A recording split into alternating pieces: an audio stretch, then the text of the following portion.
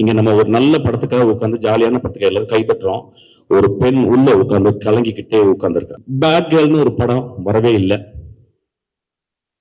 அதை வந்து அமுக்கிட்டோம். அதுக்கு பல காரணம் சொல்லிட்டோம். அந்த பேட் கேர்ள் எடுத்தது ஒரு பெண். அது பல காரணங்கள் இருக்கலாம். அதுக்கு போராட வேண்டிய காரணம், அதுக்கு வந்து எல்லாமே சொல்லலாம். ஆனா ஒரு பெண் எடுக்கப்பட்ட ஒரு படத்தை வெளியே வரவிடாம ட்ரைலர் வந்ததுனால அந்த படத்தை கீழே போட்டு அமுக்கிறது வந்து it is so unfair. It is so unfair. இங்க நம்ம ஒரு நல்ல படத்துக்காக உட்காந்து ஜாலியான படத்துக்காக எல்லாரும் கை தட்டுறோம். ஒரு பெண் உள்ள உட்காந்து கலங்கிக்கிட்டே உட்கார்ந்துருக்கா. எனக்கு அது மனசாட்சியை உறுத்துது. So I just want to talk about this. I want to record this. So சினிமாவில் இருக்கவங்க எல்லாருமே சேர்ந்து ஈவன் பொலிட்டிஷியனோட பேசி அதை கட் பண்ண வேண்டிய இடத்த கட் பண்ணி சென்சார் பண்ணி அந்த படத்தை திரைக்கு கொண்டாடணும். ஒரு பெண் டைரக்டர் ஆகணும். ரொம்ப இம்பார்ட்டன்ட். 20 வருஷத்துக்கு ஒரு பெண் டைரக்டர் தான் வரா.